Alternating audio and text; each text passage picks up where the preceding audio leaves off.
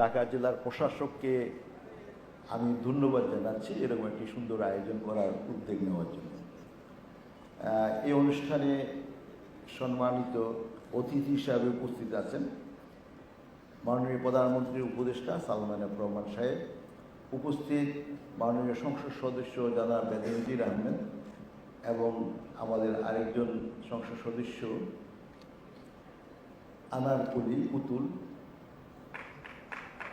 আমাদের স্থানীয় সরকার বিভাগের নব যোগদানকারী সুযোগ্য সচিব জনাব আবু হেনা মুর্শেদ জামান এবং উপস্থিত আছেন সাব্বিরুল ইসলাম ঢাকা বিভাগীয় কমিশনার, উপস্থিত সুধীবৃন্দ, আমার প্রিয় জনপ্রতিনিধিবৃন্দ, প্রিয় সাংবাদিকবৃন্দ, সবাইকে আমি আন্তরিক অভিনন্দন জানাই। পৃথিবীর পরিবর্তন আজকের যে রূপে আমরা পরিলক্ষ্য করছি অথবা উপভোগ করছি, যেটাই বলি না কেন, এই পরিবর্তন মানুষ করেছে এবং সে মানুষগুলার প্রত্যেকের একেবারে ইন্ডিভিজুয়ালের যে সমস্ত পটেনশিয়ালিটি আছে এগুলাকে কালেকটিভলি যখন নাকি এক্সট্রাক্ট করা অর্থাৎ উত্তোলন করার ব্যবস্থা করা হয়েছে তখনই এই ফলাফলটা এসেছে। তো এটার জন্য পৃথিবীতে বহু ব্যবস্থাপনা ইতিমধ্যে প্রচলিত হয়েছে, প্রচলিত আছে এবং তার সুফল যে সমস্ত দেশ পেয়েছে তারা এই স্থানীয় সরকার ব্যবস্থাপনাকে ভালো করে যারা কাজে লাগাইতে পেরেছেন তারাই করেছে। অর্থাৎ স্থানীয় সরকার ব্যবস্থাপনার কথাটা আমি গুরুত্বের সহিত বলছি এই জন্য, আর কেন্দ্রীয় সরকার এবং স্থানীয় সরকার অর্থাৎ সরকার যখন হয়েছে তখন একটা ম্যানেজমেন্ট সিস্টেম ডেভেলপ হয়েছে এবং এই ম্যানেজমেন্ট সিস্টেমের সরকারের কেন্দ্রীয় সরকার এবং স্থানীয় সরকার অর্থাৎ জনগণের ভাগ্য উন্নতির জন্য জনগণের প্রতিনিধিত্বকারী ব্যক্তিদের মাধ্যমে সম্ভব বলে সারা পৃথিবীতে বহু পরীক্ষা নিরীক্ষা আলোচনা পর্যালোচনার পরে সবাই একেবারে নিশ্চিতভাবে সিদ্ধান্তে উপনীত হয়েছে এবং সেই সিদ্ধান্তে অনুযায়ী আমরা আমাদের সংবিধান হয়েছে এবং আমাদের সংবিধানের 59 এবং 60তম স্থানে পরিষ্কার করে জনপ্রতিনিধিদের কথা বিভিন্নভাবে পর্যালোচনা করা হয়েছে এবং বিভিন্নভাবে আছে। তো এই বিষয়গুলোকে আমার মনে হয় আমাদের জন্য খুব নতুন কিছু না, সারা পৃথিবীতে এইগুলা খুব ভালোভাবে আছে। তো আমি এ পর্যায়ে অবশ্যই গভীর শ্রদ্ধার সহিত স্মরণ করব আমাদের জাতির পিতা বঙ্গবন্ধু শেখ মুজিবুর রহমান। তিনি অনুধাবন করেছেন এই অঞ্চলের মানুষরা আমরা যারা নাকি অত্যন্ত মানবতর জীবন যাপন করতাম তাদের পরিবর্তনের জন্য, উনি তাদের ভাগ্যের পরিবর্তনের জন্য আমাদেরকে অত্যন্ত একটা উন্নত জীবন দেওয়ার স্বপ্ন নিয়ে তিনি স্বাধীনতার নেতৃত্ব দিয়েছেন এবং স্বাধীন দেশে বঙ্গবন্ধুর যাত্রা আরম্ভ করেছেন। যদিও বঙ্গবন্ধুকে তার লক্ষ্যে পৌঁছার জন্য সুযোগ দেওয়া হয়নি, আজকে আমাদের মাননীয় প্রধানমন্ত্রী শেখ হাসিনা জাতির জনবিশ্ব স্বপ্ন পূরণের জন্য নেতৃত্ব দিচ্ছেন। আর আমি ব্যক্তিগতভাবে জননেত্রী শেখ হাসিনার একজন কর্মী হিসাবে রাজনীতি করেছি, রাজনীতি করি এবং আজকে মন্ত্রিসভার সদস্য হিসাবে কাজ করি। তো আমি নিজেও এই মন্ত্রণালয়ে দায়িত্বপ্রাপ্ত হওয়ার পরে আমি আরও নিবিড়ভাবে কাজ করার সুযোগ পেয়েছি, কাজ করেছি। তো এখানে একটা বিষয় আমি খুবই একটা এরিয়া নিয়ে আজকে এখানে একটা আয়োজন করা হয়েছে, যেটা আরম্ভ করা হয়েছে বলে আমি মনে করি। যেমন এখানে ক্যাশলেস করার কারণে আমাদের রেভিনিউ 4 গুণ বৃদ্ধি পেয়েছে। তো এখন 4 গুণ রেভিনিউ বৃদ্ধি পেলে কি সুবিধা হবে, যারা রেভিনিউ দেন তাদের ভাগ্য উন্নতি করা যাবে। অর্থাৎ আগে 1 গুণ উন্নতি ছিল, এখন 4 গুণ করা যাবে। এখন এটা যদি হোল স্টেট বাংলাদেশের না হয় তাইলে আমরা একটা ইন্ডিভিজুয়াল এরিয়ার জন্য আমরা কথা বলতে পারবো, কিন্তু আসলে আমরা পরিবর্তন চাই সারা বাংলাদেশে। আর এখানে ক্যাশলেস একটা বিষয়, কিন্তু সবচেয়ে বড় বিষয়টা হলো কি, এখন একটা বিষয় আমাদেরকে আপনারা যারা নাকি জনগণের প্রতিনিধিত্ব করছেন অর্থাৎ যারা নাকি গভর্নেন্স এনশিওর করার জন্য এম্পাওয়ারমেন্ট পেয়েছেন বাই দ্য পিপল, এখন তারা এই কথাটা আমাদেরকে বুঝতে হবে। জনগণ টাকা দেবে, কেন দেবে? কেন সে রেভিনিউ দিবে? He is earning the money. সে টাকা রোজগার করে, সে কেন আপনাকে দিবে? আপনি টাকা রোজগার করেন, আপনি কেন আরেকজনকে দিয়ে দিবেন? এখন এখানে একটা উত্তর মানুষের কাছে জানা দরকার, কেন দিবেন? তো এই কেন উত্তরটা যদি আমি দিই, তাহলে কিন্তু মানুষ তখন কনভিন্সড হবে। অর্থাৎ একটা মানুষকে যদি আমি মানসিকভাবে যদি তাকে যদি মোটিভেটেড করতে না পারেন, তাহলে সে কেন তার নিজের পকেটের টাকা দিবে?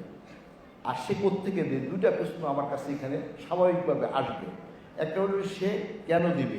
এখন আপনাকে দেখাইতে হবে যে আপনি এই টাকার বিনিময়ে এরকম সুবিধাগুলো পাবেন। কি কি সুবিধা পান? যেমন আপনার একটা দেশে যদি আজকের পুলিশ বাহিনী সম্বন্ধে যত কথাই বলেন না কেন, পুলিশ থেকে কি করছেন?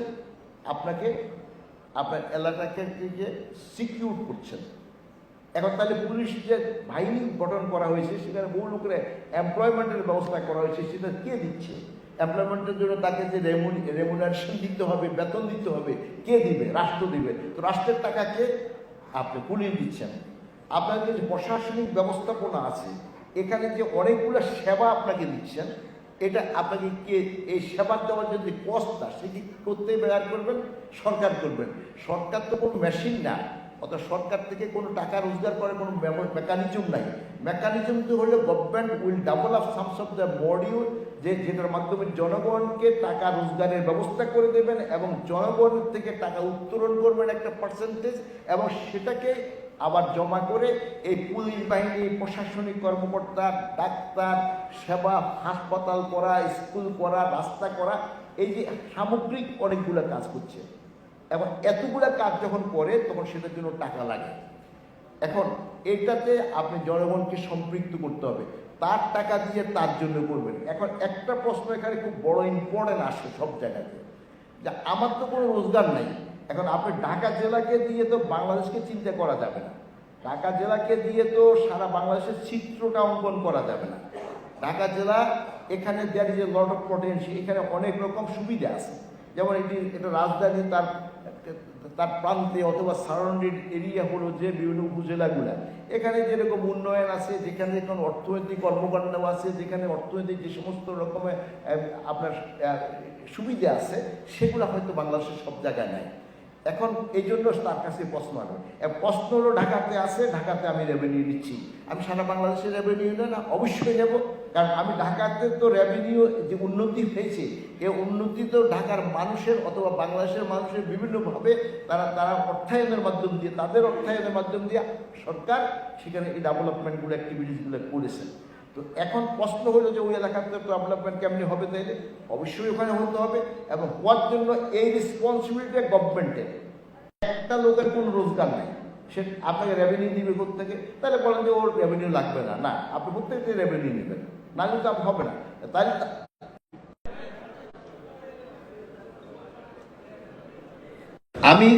কারণ আমি হলাম যে কম্পিটেন্ট মানুষ, উপযুক্ত মানুষ, এই জন্য সবাইকে মানুষ ভোট দেয় না। এবং আমি একটা প্রতিযোগিতা করছি, একটা প্রতিযোগিতা করছি, সেখানের মধ্যে আরো কিছু লোক এই পদে আসার জন্য চেষ্টা করেছেন, এবং তারাও উপযুক্ততা ছিল। তার মধ্যে মানুষ বাছাই করে আমাকে দিয়েছে, যাতে আমি উপযুক্ত মানুষ, পদে উপযুক্ত মানুষের কাছে আমার দায়িত্বটা দেওয়া হয়েছে, জনগণ দায়িত্ব দিয়েছে, অথবা আমি করব। এখন এখানে হলো যে আমাদের জনপ্রতিনিধি, এই জন্য আমি ডিসি সাহেব যখন আমাকে প্রথম দাওয়াত দিতে যায়, তখন আমি শুনে আমি খুব এনকারেজ হলাম। এবং আমার কাছে মনে হয়, আমি আমাদের সচিব সাহেব যোগদান করেছে কয়েকদিন আগে, তো আমি গত 5 বছর স্থানীয় সরকার মন্ত্রী ছিলাম, এবং পরবর্তীতে মনে মনে ক্ষমতার শেষের দিকে এসে I was to work out how could we can mitigate all this economic problem of the rural area, এবং আমি কি করে মানুষের অর্থায়ন করার ব্যবস্থা করতে পারি। তো এটার জন্য আমি অনেকগুলো ইনোভেটিভ আইডিয়া নিয়ে আইডিয়া জেনারেট করার চেষ্টা করেছি। তো এটা নিয়ে আমি আমাদের সচিব সাহেব যোগদান করার পর আমি ওনাকে বললাম, উই হ্যাভ টু স্টার্ট একটা আপনার some new innovative idea to execute it, আমরা করে এর মাধ্যম দিয়ে আমরা একটা পরিবর্তন আনার জন্য। আমি কিছুদিন আগে সাউথ কোরিয়াতে গিয়েছিলাম। তো সাউথ কোরিয়াতে সেখানে তাদের সাউথ কোরিয়ান গভর্নমেন্ট আমাকে ইনভাইট করেছিল। আমাকে একা না, এরকম আরও বহু দেশকে ইনভাইট করছে, সব মিনিস্টার সাহেবরা সেখানে অ্যাসেম্বলড হয়েছে, একসাথে হয়েছে। তো সেখানে বান কি মুন, বর্মার সেক্রেটারি জেনারেল অফ ইউএন, জাতিসংঘে, তো উনি একটা কি নোট প্রেজেন্টেশনটা উনি দিয়েছেন।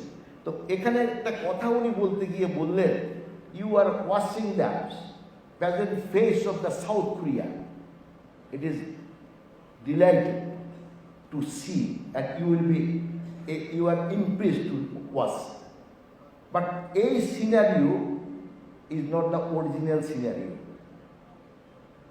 আমরা পাহাড় থেকে খাদ্য আহরণ করে খেতাম, অথবা সমুদ্র থেকে যদি কিছু ধরতে পারতাম, আদারওয়াইজ আমাদের কোনো খাওয়া ছিল না।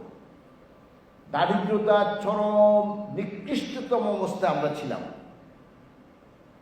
কিন্তু তারা একজন নেতার নেতৃত্বে পার্সু এই নামটা এরকম, ওনার নেতৃত্বে আরম্ভ করেছিলেন জার্নিটা। এবং পরে যেখানে আমাদের তো পার্টাইল ল্যান্ড আছে, তাদের পাহাড় আছে, তারা কোনো রকম এগ্রিকালচারাল প্রোডাক্ট করতে পারে না, করতে পারতো না। তো আমাদের তো কিছু ইন্ডিজিনিয়াস, অর্থাৎ আমাদের কি অভ্যন্তরীণ কিছু গ্যাস আছে, রিসোর্স হয়, তাদের এটাও নেই, তাদের কোনোটাই নেই। আমাদের প্লেন ল্যান্ড, তাদের এটা নেই। এই সমস্ত সমস্যার মাঝে তারা কিন্তু আজকে পৃথিবীর মধ্যে একটা অন্যতম ধনী দেশ হিসাবে অথবা সুন্দর দেশ হিসাবে তাদেরকে সব দিক থেকে তারা কিন্তু সাজাতে পেরেছে, সবগুলো মানুষকে সিভিলাইজ করতে পেরেছে, প্রত্যেকটা মানুষ প্রত্যেকের জন্য এখন রাষ্ট্রের জন্য কল্যাণকর করতে পেরেছে। এই পরিবর্তনের জন্য কারা করেছেন? সে বললেন যে this journey was started through the public representative from the bottom level. অর্থাৎ বটম লেভেলটা কোনটা? ইউনিয়ন লেভেলে। কারা? এখানে চেয়ারম্যান সাহেবরা পর্যন্ত আছেন। I have a personal ask to work with the member even. আমাদের ইউনিয়ন পরিষদ মেম্বারদের সাথে আমি কাজ করতে চাই, এবং তাদেরকে যখন নাকি আমরা কাজে লাগাইতে পারবো, আর তারা যখন নাকি প্রত্যেকটা মানুষকে যখন নাকি বিবেচনায় এনে কাজ করবেন, প্রত্যেকটা মানুষকে যখন নাকি বিবেচনায় এনে কাজ করবেন, এই যে আপনার ইউনিয়নের মেম্বার সাহেবের যদি একটা অফিস থাকে, সে অফিসের মধ্যে যদি তার একটা কম্পিউটার থাকে, as because we have this kinds of opportunity of technology at this moment, আমরা যদি এটা থাকে, আর সেখানে যদি আমি প্রত্যেকটি মানুষের, কতজন নারী আছে, কত পুরুষ আছে, কত অটিস্টিক আছে, কতজন অ্যাডাল্ট আছে, কতজন ইনফ্যান্ট আছে, আমি যদি সবগুলো ইভ্যালুয়েট করতে পারি, আমি যদি প্রত্যেকটা নাগরিকের প্রত্যেকটা মানুষকে যদি আমি যদি অ্যাসেস করে ফেলতে পারি, এবং সবার যদি ডাটা আমার কাছে থাকে, তখন I can sort some of the programme from the central government,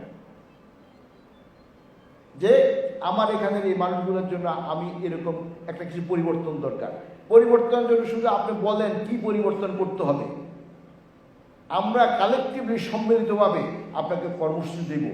মানি থেকে আসবে, it is not the issue. আমি প্রায় সময় এক্সাম্পল দিই, কলম্বাস যখন আমেরিকা আবিষ্কার করে, it was a wild country of the wild people. আর আজকে সেই কলম্বা সেই দেশ সারা পৃথিবীর অর্থনৈতিক নেতৃত্ব দেয়, টেকনোলজির নেতৃত্ব দেয়, নুয়ার নেতৃত্ব দেয়, in each and every field they are the leader. কে করেছে? মানুষ করেছে। আমরা মানুষ, আমরা বাঙালি। আমি ব্যক্তিগতভাবে যখন ইন্টারন্যাশনালি কোনো ফোরামে বক্তৃতা দিই, আমি অত্যন্ত গর্বের সহিত বলি, I feel proud, I am the representative the country for the peoples. আমার দেশের মানুষের কথা বলি আমি, our people is very good people. They are law-abiding, submissive, and they are hard-working. তো এটা আমি বিশ্বাস থেকে বলি, এটা কাউকে খুশি করার জন্য বলি না। তো আমাদের মানুষগুলো যখন আসে, এই মানুষকে আমি কাজে লাগাই এখানে করতে পারবো না। যে ফেলিউর যদি কিছু থেকে, তাহলে আপনি এটাকে ইগনোর করতে পারবেন না। খালি বক্তৃতা আমি দেব, কাজের সাথে তার মিল থাকতে হবে। আমি মন্ত্রী, এখানে খুব ভালো ভালো বক্তৃতা দেওয়ার জন্য সুন্দর আয়োজন থাকে, বহুত মানুষ উপস্থিত থাকে, আমার কথা শুনেন, কিন্তু আমার সুন্দর বক্তৃতার সাথে যদি আমার মিল না থাকে, তাহলে জনগণ কেন আমার কথাটা শুনে এরপরে যে কাজে লাগাবে? তারা বলবে যে সুন্দর বক্তৃতা দিয়েছি, সুন্দর অনুষ্ঠানে গেছি, অথবা আমাদেরকে সবাইকে টেলিভিশনে দেখাইছি। এটার জন্য আমার যাওয়াটা আমার নিজের আত্মার সাথে আমি সত্যিকার অর্থে সম্মান প্রদর্শন করা নয়। আমি মনে করি আমাদেরকে সত্যিকার কমিটমেন্ট নিয়ে যদি কাজ করি তাহলে কিন্তু আমরা পরিবর্তন করব। এই যে জনপ্রতিনিধি বলেন, সরকারি কর্মকর্তা বলেন, আপনার মন্ত্রী বলেন, এমপি বলেন, সচিব বলেন, যার কথাই বলেন, সবাই তো এই দেশের মানুষ। দেশটা যদি উন্নত হয় তাহলে আপনি যেখানে যাবেন সেখানে আপনি গর্ব করে বলবেন যে আমি বাংলাদেশের নাগরিক, এবং আপনার দেশের পরিচয় দিয়ে আপনি গর্ববোধ করবেন। আপনি মনে মনে ভাবেন না আমি তাজুল ইসলাম অথবা আপনি রহিমউদ্দিন, আপনি সলিমউদ্দিন, আমরা সালমান এফ রহমানের ছেলে যখন বিদেশে যায় তাই সে যখন সেখানে বলে আমি সালমান এফ রহমানের সন্তান অথবা কোথাও যায়, তখন তাকে সবাই খুব সম্মান করে। সালমান এফ রহমান সাহেব কি গর্ববোধ করে না? গর্বিত পিতা হিসেবে, কারণ উনি গর্বিত মানুষ। আমি যদি ওকে গর্বিত দেশ বানাইতে পারি এবং এটা সালমান এফ রহমান সুখ পান, আমি সুখ পাই, আমার সন্তান পরিচয় দিয়া আমার পরিচয় দিয়ে সে গর্বিত মানুষ হয়, সম্মান পায়, আমার তখন ভালো লাগে। তো আপনার দেশের একটা মানুষ যখন নাকি বিদেশে যেয়ে কোথায় যদি প্রেজেন্ট করেন অথবা কোথায় যদি কোনো কাজ করতে যান, সে যখন বাংলাদেশের মানুষ তখন তাকে সম্মান করে, তখন আমার কি ভালো লাগার কথা না? আমার কি সুখ পাওয়ার কথা না? এবং আমার মনে হয় এটাই হইল আসল সুখ। 1000 কোটি টাকা, লক্ষ কোটি টাকা আপনার আমাকে যে সুখ দেবে তার চেয়ে ওইটা অনেক বেশি দেবে। লক্ষ কোটি টাকার কি দরকার? সালমান এফ রহমান সাহেব অনেক শিল্প কারখানা আছে, অনেক বড় বড়, প্রতিদিন অনেক টাকা রোজগার করেন। কেন করেন? আমি মনে করি উদ্দেশ্যটা হলো যে আমি একটা মানুষ পৃথিবীতে জন্মগ্রহণ করেছি, আমি এই জন্মগ্রহণের কারণে আমি যখন নাকি এত টাকা রোজগার করতেছি, করার মাধ্যম দিয়ে অনেক কিছু সৃষ্টি করতেছি, অনেক মানুষের কর্মসংস্থান সৃষ্টি করতেছি, অনেক মানুষের রুজি রোজগারের সৃষ্টি করতেছি, অনেক মানুষের জীবন মান উন্নতি করার সৃষ্টি করতেছি, অনেক মানুষের দুঃসময়ে আমি সাহায্য করার সুযোগ পেয়েছি, তখন এই গর্বটা বোধ করে। আমি যদি বিল গেটের কথা বলি, তো বিল গেটের সার্থকতা কোথায়? তাকে যদি জিজ্ঞেস করা হয়, যখন নাকি সে দিল্লির রাস্তাতে ওই ফুটপাতে যে চা বিক্রি করে তার থেকে নিয়ে 1 কাপ চা খাওয়ার পর দিয়ে তাকে তখন জিজ্ঞেস করছিল একটা জায়গাতে, একটা আমি নিউজে পড়েছিলাম, সে তার সার্থকতার কথা জিজ্ঞেস করা হয়েছিল। সে বলছে সার্থকতা এখানে যে আমি সকল মানুষের জন্য কাজ করার সুযোগ পেয়েছি থ্রু মাই ক্রিয়েশন। তার ক্রিয়েশন থেকে মাইক্রোসফটের মাধ্যমে সারা পৃথিবীর মানুষের জীবন উন্নতি করতে পেরেছে। তার কাছে he is the only trillionaire in the world.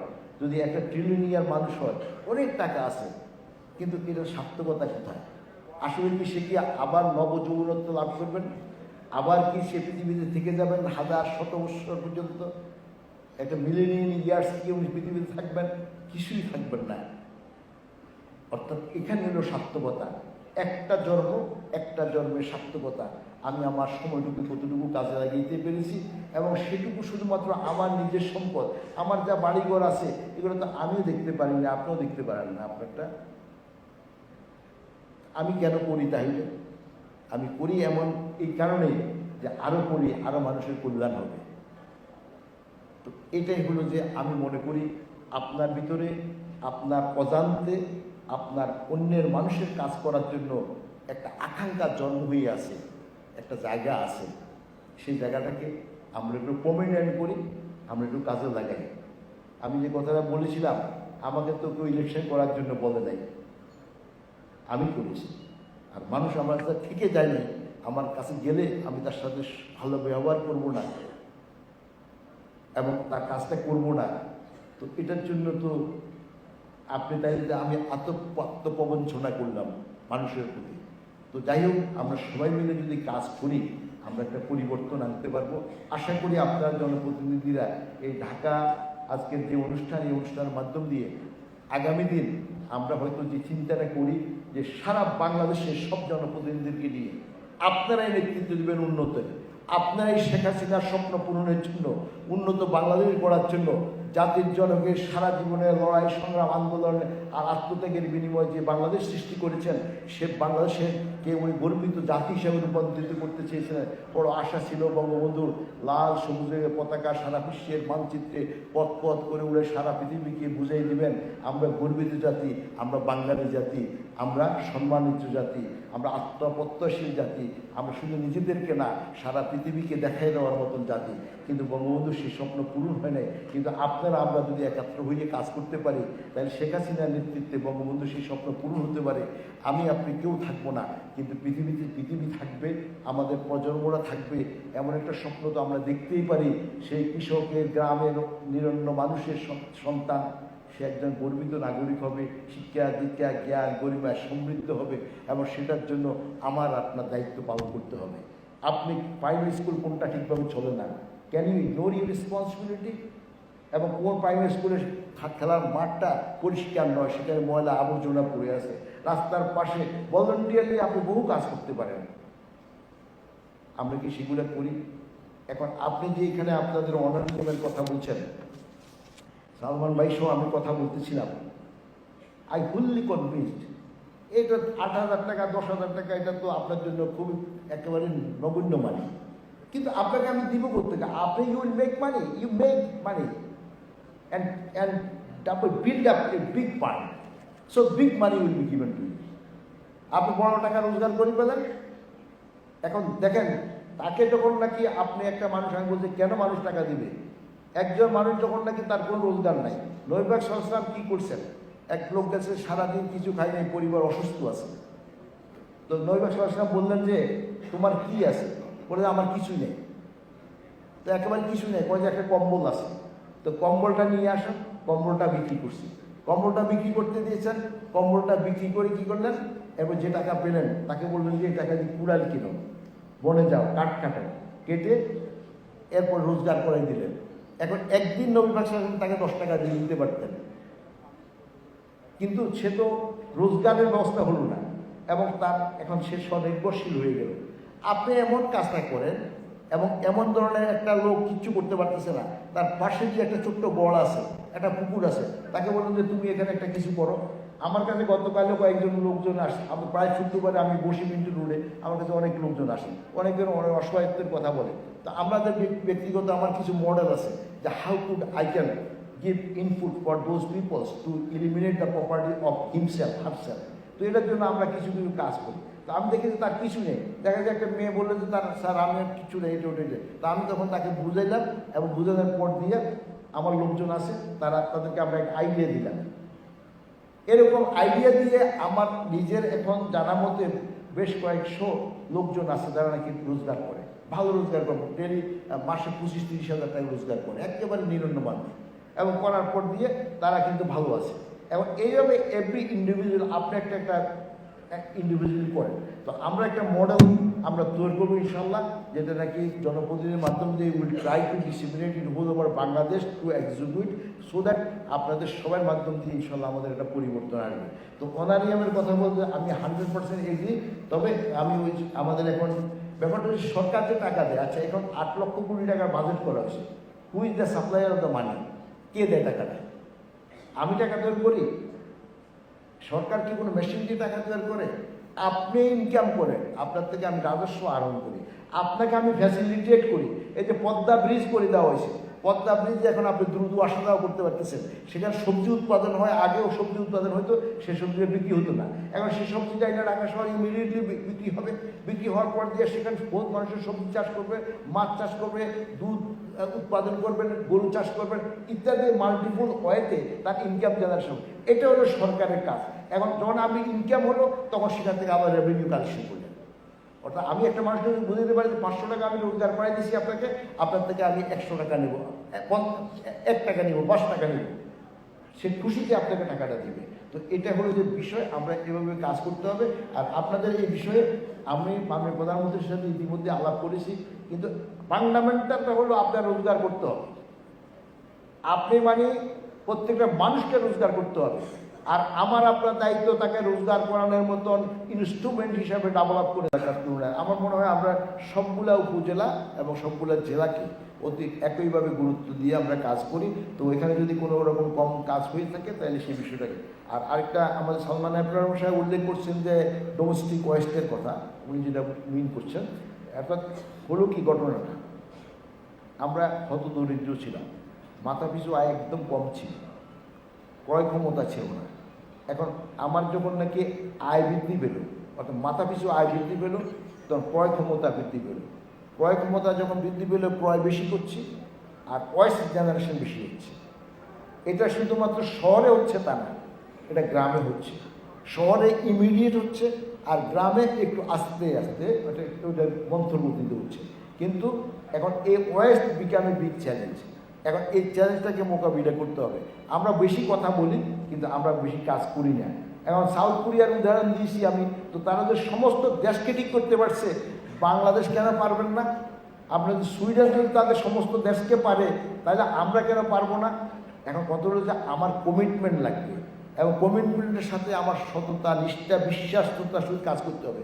এই সুন্দর অনুষ্ঠান করা হয়েছে, সুন্দর অনুষ্ঠানে আসছি, টেলিভিশনে দেখাবে, এবং I M a very capable, আমার একটা নেম অ্যান্ড ব্রেন বৃদ্ধি পাবে, কিন্তু এর সাথে আমি কাজটা করতে হবে।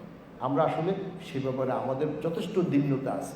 আমরা কথা যেটা বলি এর সাথে কাজ করার সাথে, কমিটমেন্টের সাথে আমি আমার কাজ করি। আমি একটা কথা মাঝে মাঝে বলি যে ভাই, সূর্য তো সকালে উঠে হবে এবং আবার অস্ত যাবে, আমার দিন শেষ হয়ে আসবে। আমি কাজ করলেও যাবে আর না করলেও যাবে। আমি যে দায়িত্বটা নিয়েছি, মানুষ তো আমাকে বলে নেওয়ার জন্য, আমি তো নিয়েছি, আমি কেন কাজটা করব না? আমি যদি কাজটা করি তাহলে পরিবর্তন আসবে। আর মনের ভিতরে যদি পবিত্রতা থাকে, সততা থাকে, I will do my job, আমার কাজটা আমি করব, কল্যাণের জন্য করব, এটা তাইলে আমাদের মধ্যে সমস্যা হবে না। আমি মনে করি সম্পূর্ণ এই ওয়েস্ট ম্যানেজমেন্টের জন্য, ওয়েস্ট টু এনার্জির জন্য আমি I have develop a model, এবং যেটা মাননীয় প্রধানমন্ত্রী অ্যাপ্রুভ করেছেন, এবং সেটা অনুযায়ী কিছু কাজ হচ্ছে। বাট এটাতে আমি নিজেও সন্তুষ্ট না যে আমরা অত্যন্ত মন্থর গতিতে আগাচ্ছি, এবং বিভিন্ন বিষয়ে আমাদের সবাই একসাথে কাজ করতে পারছি না। অর্থাৎ সময় স্পিডে যদি করতে পারতাম, তাইলে তো আমাদের আরও দ্রুত আমরা পরিবর্তন করতে পারতাম আর কি। তারপর দিয়ে আমাদের ওই একটা বিষয়, গুরুত্বপূর্ণ কথা সালমান আকরাম সাহেব বলেছেন, এবং আরও অন্যান্য বক্তারা বলেছেন, মনে হয় গ্রামে বাড়িঘর করবেন। মানুষের টাকা ছিল না, কোনো রকম জীবনযাপন করছে, আর টাকা পয়সা হচ্ছে, সবাই তো বিল্ডিং বানাবে। তো বিল্ডিং বানাইতে হলে বিল্ডিং বানান, টিনের ঘর করেন, অথবা যেটাই করেন না কেন, এটার জন্য তো একটা অ্যাপ্রুভেল অথরিটি লাগে। এখন রাষ্ট্র তো হলো কি, রাষ্ট্র হলো যে রাষ্ট্র আপনাকে কী দিচ্ছে, রাষ্ট্র তো আপনার, কিন্তু আপনি সবাই যেন ভালো থাকতে পারি, এটার জন্য পর্যন্ত আইন করা হয়েছে। এবার সে আইনটা আমার উপরে চাপানো হয়েছে, আমাকে বাধ্য করা হয়েছে। আর আমি যদি বাধ্য না হই, আমি যদি না মানি, তাহলে কেউ ভালো থাকতে পারবে না। তো সেই জন্য এটা করা হয়েছে। তো এখন আমরা শহরের মধ্যে আনপ্লান, এই যে Dhaka city, Leonardo da Vinci is the যে প্রাইম, কি বলে যে, আমি তাকে প্রধান ফিলোসফার অফ আরবানাইজেশন হিসেবে আমি বিবেচনা করি। তিনি বলছে 25% আরবানাইজেশন যখন করেন, 25% জায়গা has to be kept for the communication, and commercial and housing, commercial and residential will not be more than 40%, and greenization and riverization, water body, playground, this that everything. কিন্তু আমরা কিছুই মানিনি ঢাকা শহরে। 6-7% নিচে হলো যে আমাদের কমিউনিকেশনের জন্য। তো আপনাদের ট্রাফিক জ্যাম হবে না কেন? সালমাই আমাকে বলতেছিল যে আমরা কি যেন অটোর একটা কথা বললেন, তো অটো কীভাবে করবেন, কোথায় চালাবেন? তো আমি তো মনে মনে চিন্তা করতেছি, এই জন্য বলছি যে আপনি ইনিশিয়েটিভ নেন, ইজি বাইক, তো কোথায় তো করেন না। তো আমি এই জন্য একবার টেলিভিশনে বলছিলাম, আর একটা পরিপত্র জারি করছি আমার মন্ত্রণালয়, সে আপনি খুঁজে নিয়েন। একটা জারি করেছিলাম যে কোথায় হোক, যে কেউ এগ্রিকালচার ল্যান্ড হোক, যেখানে হোক, রাস্তার পাশে একটা শ্মশান করবেন, একটা কবরস্থান করবেন, একটা স্কুল করবেন, একটা মন্দির করবেন, একটা কেজি স্কুল করবেন, মাদ্রাসা করবেন, বাড়ি করবেন, whatever infrastructure you will develop, it has to be on the basis of the prior approval of some respective authority. আর আশীর্বাদ ইউনিয়ন পরিষদ, ইউনিয়ন সহায়তা কিছু নাই। এবং তার কাছে কী কী সক্ষমতা আছে, সক্ষমতা যথেষ্ট ঘাটতি আছে। পৃথিবীতে সব সক্ষমতা নিয়ে কেউ আরম্ভ করে নেয়। বাংলাদেশের তাজউদ্দিন সাহেব যখন নাকি প্রবাসী কি আমাদের মন্ত্রী দেশ আরম্ভ করলেন, বঙ্গবন্ধু আসলেন, তখন তো আমাদের কিছুই ছিল না। তখন কি কিছু দিয়ে আরম্ভ করতে হয়েছে নাকি? তো কিছুই ছিল না, তখন হয়েছে। বাট আমাদের এখানের মধ্যে ওয়াক্স মিষ্টি আছে, তারপর ওদের রাজুক আছে, ওই সিডি আছে, তারপর ডেভেলপমেন্ট অথরিটিগুলো আছে। বাট আমরা অত্যন্ত মন্থ, আমরা আমাদেরকে ঘৃণা না করার মতো কোনো কারণ নাই। যে আমরা কোনো কাজটা ঠিকভাবে করি না, সময় মতো করি না। আমরা কেন বা আমরা এখন যদি ঠিকভাবে যদি ইউনিয়ন পরিষদ তার যদি কাজগুলো করে, আর আমি মন্ত্রী হিসাবে আমার ব্যর্থতা যখন নাকি আমি ইউনিয়ন পরিষদকে অত্যন্ত সক্ষম করতে না পারার কারণে আমি আমাকে কি দায় মুক্তি দিতে পারবো? আমি তো পারি না, 5 বছর হ্যাভ বিন ওভার। এখন যথেষ্ট কারণ আছে, যুক্তি আছে, এই জন্য আমি এক্সকিউজ দিতে পারি, কিন্তু ultimately end of the day the result did not been extracted, so that I can not excuse me. কিন্তু এখন ঘটনাটা হলো যে সেখানে যদি আমি যদি এই যে আপনি ইউনিয়ন পরিষদ করে যদি সক্ষম করি তাদের লোক বল, এখন কথা তার লোক নাই। এখন এই কথাটা একেবারে সম্পূর্ণ যুক্তি। একটা ইউনিয়ন পরিষদে একটা চেয়ারম্যান, একটা সচিব, আর একটা কী যেন আছে, বাস এই দিয়ে হলো সংসার। আরে এত মানুষের কাজ করার জন্য যেখানে নাকি একটা রাজুক আছে, একটা সিটি কর্পোরেশন আছে, এখানে মধ্যে হাজার হাজার লোক কাজ করে, একটা ইউনিয়ন পরিষদের যে 25,000 30,000 লোকের অধিষ্ঠিত এলাকার রিপ্রেজেন্ট করে, তো তার কাছে লোক হলো 3 জন। তো চেয়ারম্যানরা গাড়ি দিয়ে লাভ হইব কি?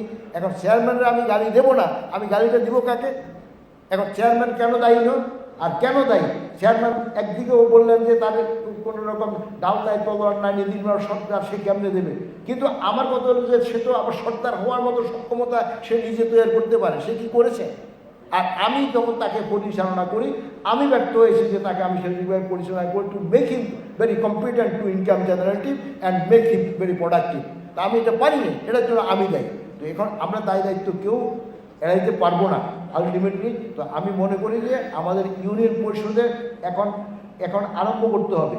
তো আমরা ইউনিয়ন পরিষদের মাধ্যম দিয়ে আমার একটা পরিপত্র জারি করা আছে যে সেখানে বাড়িঘর হবে। তখন আমার কাছে যথেষ্ট ক্রিটিসিজম এই জারি করার পর যে পত্র পত্রিকা এবং বিভিন্ন সোশ্যাল মিডিয়াতে আমাকে বোধ সমালোচনা করা হয়েছে, এবং সবাই এরকম বলছে, মাননীয় মন্ত্রী আপনাকে সজ্জন ব্যক্তি হিসাবে, শিক্ষিত মানুষ হিসাবে, ভালো মানুষ হিসাবে আমরা জানি, আপনি আপনার ইমেজটা নষ্ট করেন না, আল্লাহর হস্তে এরকম দায়িত্বটা ইউনিয়ন পরিষদের কাছে দিয়ে।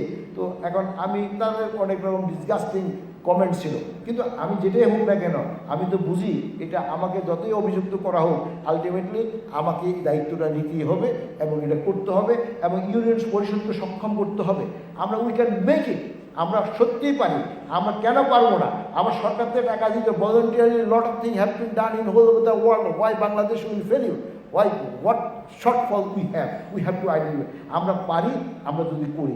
এই যে এখানে যারা আমরা বসে আছি, এই যে আমরা মনে করেন যে ওনারা সচিব সাহেবরা আছেন, এই যে deputy secretary, joint secretary, district secretary, member of parliament, but আমরা যদি আমাদেরকে এই কথাটা বুঝি যে আমার দায়িত্ব আছে, তাইলে কিন্তু হয়ে যায়। আমার দায়িত্ব আছে এবং আমার দায়িত্বের সম্বন্ধে আমি বুঝি। উইল ওয়ার্ক কালেক্টিভলি, সম্মিলিতভাবে জনপ্রতিনিধি আর আমি একসাথে কাজ করব। জনপ্রতিনিধি এবং সরকারি কর্মকর্তা একসাথে কাজ করে। আরে ভাই, সো হোয়াট? যেখানে আমার কিছু শর্টফল আছে আপনি সেটা মিটিগেট করে দেবেন। All knowledge is not gathers to me. আমার কাছে সব শিক্ষা আছে, জ্ঞান আছে, গরিমা আছে, এ কথাটা ঠিক না। আপনার কাছে কিচ্ছু নাই, এই কথাটা ঠিক না। আপনার কাছে কিছু আছে, আমার কাছে কিছু আছে, আমরা এটা একসাথে করি। আর একটা সমস্যা দেখা যায়, কে বড় কার থেকে, এটা মানব জাতির মধ্যে, মানব এই স্পিসিসের মধ্যে এটা আছে, এই প্রাণীর মধ্যে এই জিনিসটা আছে। আমি সবার থেকে বড় হতে চাই, কিন্তু এখন এটার জন্য আবার সমাধানও বাহির করা হয়েছে, এক্সটেন্ডিং ডিউ রেসপেক্ট, পরস্পরের যথাযথ সম্মান প্রদর্শনের মাধ্যম দিয়ে আমরা কাজ করতে পারি। আমরা আপনাকে সম্মানটা আমি দেবো, তাহলে আমারটা, তাহলে বড়কে এবার কাজের মাধ্যম দিয়ে কমানো যোগ্য। কি কথা ঠিক আছে? তো তাইলে এটা এখন সরকারি কর্মকর্তা ছোট হবে না, আর জনপ্রতিনিধি একেবারে আকাশে উঠে যাবে না। আপনার দায়িত্ব আছে, আমারও দায়িত্ব আছে। আমার দুইজনে মিলে একসাথে কাজ করব। জনপ্রতিনিধি একা পারবে না, আর সরকারি কর্মকর্তা একা পারবে না। এখানে must responsibility belongs to the জনপ্রতিনিধি, এবং এটা আমাদেরকে করতে হবে। এবং সরকারি কর্মকর্তাদের যেহেতু দে আর ভেরি স্কিল পিপল, আমরা কলেজ বিশ্ববিদ্যালয়ে লেখাপড়া করছি, মিছিল করছি, মিটিং করছি, মারামারি করছি, রাজনীতিতে মাঠে ময়দানে ছিলাম, আর ওনারা এখানের মধ্যে আইসা বিসিএস পরীক্ষা দিচ্ছেন। They have been qualified through the scaling and they have been trained and they have been grown up with the right capacity. তো আমরা দুটাকে একসাথে করলে আমরা করে ফেলতে পারবো। তো আমি মনে করি যে এই কাজটা আমাদেরকে করতে হবে, এবং এই সব জায়গাতে আমরা এই কাজটা আরম্ভ করলে আমাদের অনেক সমস্যার সমাধান হয়ে যাবে। আর আমি মনে করি সত্যিকার অর্থে তখনই সার্থকতা হবে। বক্তৃতাতে বঙ্গবন্ধুর কথা আর শেখ হাসিনার কথা আমরা বহুত বলি, আমি বলাটাকে শ্রদ্ধা অবনত শীতে আমি সম্মান করি, কিন্তু হৃদয় থেকে একটু বলি, আত্মা থেকে একটু আমরা কাজ করি, সবাই মিলে আমরা পরিবর্তন করতে পারবো এই বাংলাদেশের, এবং আমরাই পারি, জনপ্রতিনিধিরাই পারে, জনপ্রতিনিধি করতে হবে এবং না করার কোনো সুযোগ নাই। এবং আমরা সবাই মিলে বাংলাদেশকে একটি উন্নত দেশ বানাবো। আর আমি জেলা প্রশাসককে অনেক অনেক ধন্যবাদ জানাই। আমি মনে করি যে এটাই শেষ না। আমি আপনাদেরকে আমি অনুরোধ করব, বিভাগীয় কমিশনার সহ আপনারা মিলে এই এরকম একটা অনুষ্ঠানের আয়োজন করেছেন, এবং অনুষ্ঠান আমাদেরকে আরও অনেক করতে হবে। অনুষ্ঠান শুধুমাত্র আমাদের প্রকাশ করার জন্য না, অনুষ্ঠান আমাদেরকে দায়িত্ব নেওয়ার জন্য অঙ্গীকার নিয়ে যদি আমরা আরম্ভ করি, তাইলে সেটা ঢাকা থেকে হোক আর খুলনা থেকে হোক, কোথায় না কোথায় থেকে আমাদের আরম্ভ করতে হবে এবং বাংলাদেশকে পরিবর্তন করতে হবে। এবং পরিবর্তনের জন্য কোনো রকম আমি মনে করি চ্যালেঞ্জ নাই, যদি আমরা চ্যালেঞ্জটা মোকাবিলা করার জন্য নিজেদেরকে কমিটমেন্টে আসি। তো আমি আশাবাদী যে আমরা ইনশাল্লাহ বঙ্গবন্ধুর স্বপ্ন পূরণ করতে পারবো। শেখ হাসিনার নেতৃত্বে উন্নত গর্বিত বাংলাদেশ আমরা তৈরি করতে পারবো। লাল সবুজের পতাকাকে সমুন্নত করতে পারবো সারা পৃথিবীতে, একটা গর্বিত জাতি আর একটা গর্বিত দেশ হিসেবে আশাবাদ ব্যক্ত করে সবাইকে ধন্যবাদ জানিয়ে আমার বক্তব্য শেষ করলাম। জয় বাংলা, জয় বঙ্গবন্ধু।